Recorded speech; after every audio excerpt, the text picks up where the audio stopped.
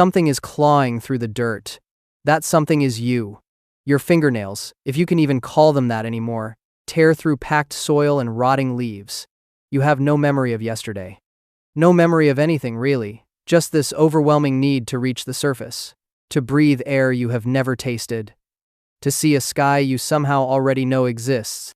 Your pale, hairless body twists and writhes through the earth, following instincts burned into whatever passes for your brain. Roots snap against your skin, rocks scrape your naked flesh. None of it hurts. None of it matters. You keep climbing. When you finally burst through the forest floor, gasping and covered in mud, the moon hangs fat and bright above rural New York. Somewhere in the distance, an owl stops mid-hunt and flies the opposite direction.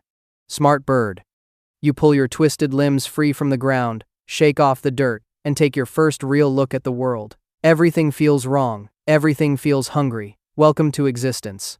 Nobody asked if you wanted this, and honestly, you are starting to understand why. Your body feels wrong in every possible way. Your spine curves and hunches forward. Your skin stretches tight over bones that jut out at sharp angles. Every inch of you screams wrongness. No fur to keep you warm. No soft features to make you approachable. Just pale, clammy flesh and joints that bend in directions they probably should not. You try to stand upright, and sure enough, you can reach about 6 feet tall. But standing feels unnatural. Crouching on all fours, now that feels right. You move across the forest floor, your pale form gliding through the darkness. Those massive eyes of yours drink in every shadow. They catch light in strange ways, reflecting back hollow and black. Animals scatter when they sense you coming. Smart creatures. The hunger hits you almost immediately, not just regular hunger. This is something deeper, something that gnaws at your insides and whispers terrible things into your skull. You need to feed, and unfortunately, your diet options are extremely limited. Squirrels and rabbits might work for now, but deep down you know they will not satisfy you forever. You chase down a deer that was minding its own business. Your claws do most of the work. Fast, clean, terrifying. You eat messily because table manners were definitely not part of your instinct package. The forest floor becomes your dining room. Trees become your furniture. And that weird gurgling sound you make while eating? Pure nightmare fuel for anything within earshot. Nights blur together as you learn your new territory. The forests of the northeastern United States become your hunting grounds. You discover that you can move with incredible stealth. One moment you are 100 feet away. The next moment you are right behind something. This skill will come in handy later. Trust me. Your senses sharpen over time.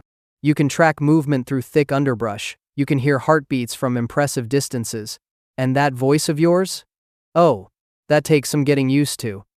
The first time you try to make a sound, this shrill scratching noise escapes your throat. Birds drop dead from trees. Okay, maybe not literally, but they definitely relocate. As you mature, new urges emerge. You find yourself drawn towards certain places. Buildings where creatures sleep. Something about them calls to you. The pull grows stronger each night. Irresistible. Unavoidable. One night, you follow that pull to a small house at the edge of the woods. You creep closer, moving silent as a shadow. Your pale form hugs the ground. Your claws barely disturb the fallen leaves. A window left cracked open. Perfect. You slip inside without making a single sound. The bedroom door stands slightly open. You push through, and there they are.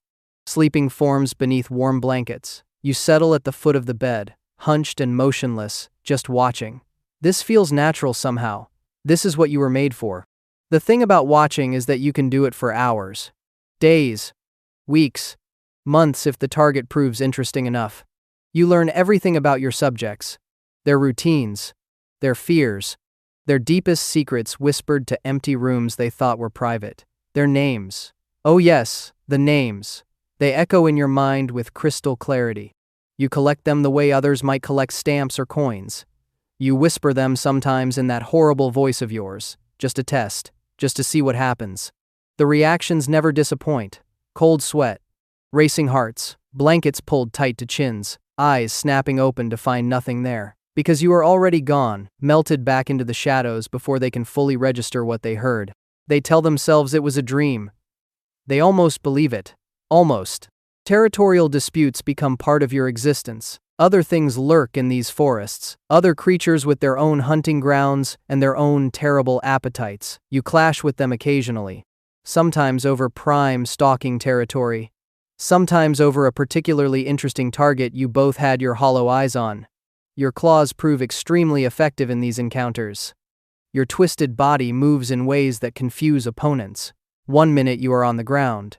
The next you are scaling a wall or a tree trunk, defying what gravity should allow. You can contort yourself into spaces that seem physically impossible. Victory usually belongs to you. The scars you collect tell stories of battles won. You wear them with something close to pride, though pride might be too generous a word for whatever emotions flicker through your ancient mind. Years pass differently when you are what you are. Time becomes slippery. Decades blend together. Centuries feel like long weekends. You find records of yourself going back centuries.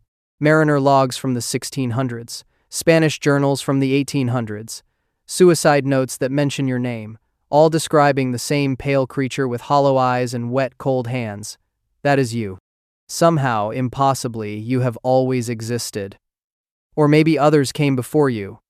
Maybe there are more of you out there, each claiming their own territory. Best not to think too hard about that one. Family reunions would be awkward anyway. Your hunting strategy evolves. Quick kills no longer satisfy the strange hunger inside you. Now you prefer the slow approach. Visit someone once. Let them catch just a glimpse. Disappear for weeks. Return when they have almost convinced themselves you were a dream. Watch them again. Whisper their name. Leave evidence that you were there. The terror builds beautifully. Some of them write about you. They document their encounters in shaking handwriting. They install cameras and audio recorders hoping to catch proof. And sometimes you give them exactly what they want. Your shrill voice captured on tape.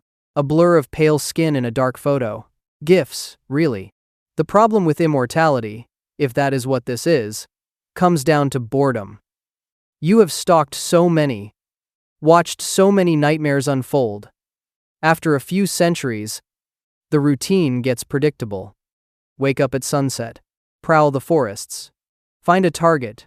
Watch them for months. Move on, repeat forever. You try mixing things up occasionally. Different territories. Idaho was interesting for a while.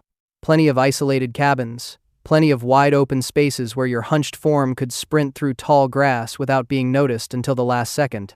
The modern era brings new challenges. More lights everywhere. Cameras on every doorbell. Witnesses with glowing rectangles in their pockets ready to capture anything unusual. You adapt, of course. You have been adapting for centuries. Darkness still belongs to you. Bedrooms remain your domain. And honestly, all those cameras just mean more fuzzy footage for terrified viewers to analyze frame by frame. Free publicity. Physical limitations catch up eventually, even for something timeless. Your joints ache after a long night of crouching. Those claws need maintenance. Your spine, already curved at impossible angles, develops new creaks and pops. You find yourself moving a bit slower than you used to. Targets sometimes escape when decades ago they would have been easy catches. Age comes for everything, it seems. Even nightmares. You stake out territory near a small town, one of those quiet places where nobody locks their doors. A retirement community for a monster, basically. Easy hunting, fewer stairs to climb. Your nightly visits become routine affairs. Check on the usual spots. Whisper a name or two. Enjoy the chaos that follows. Not exactly the high-stakes terror campaign of your youth, but comfortable enough. One evening, you settle at the foot of a bed, positioned in that classic hunched pose you have perfected over centuries. The sleeping figure stirs. Eyes flutter open. Here comes the fear. Here comes the scream. Here comes the sweet satisfaction of terror. The figure squints at you in the darkness, reaches for something on the nightstand, glasses, puts them on, studies you with surprisingly calm curiosity, then speaks in a sleepy, unbothered voice. Honey, the cat's doing that weird thing again. You freeze. A warm body pushes past you from behind. An actual cat jumps onto the bed, completely unimpressed by your presence. The sleeping figure pets it lovingly and rolls back over. You sit there, ancient terror of the northeastern forests, monster of legend, subject of countless nightmares across 4 continents, being mistaken for a house pet. The cat looks at you with pure judgment in its eyes. You both know the truth. You slink back out the window, dignity in absolute shambles, wondering if maybe next century you should try haunting somewhere with fewer cats.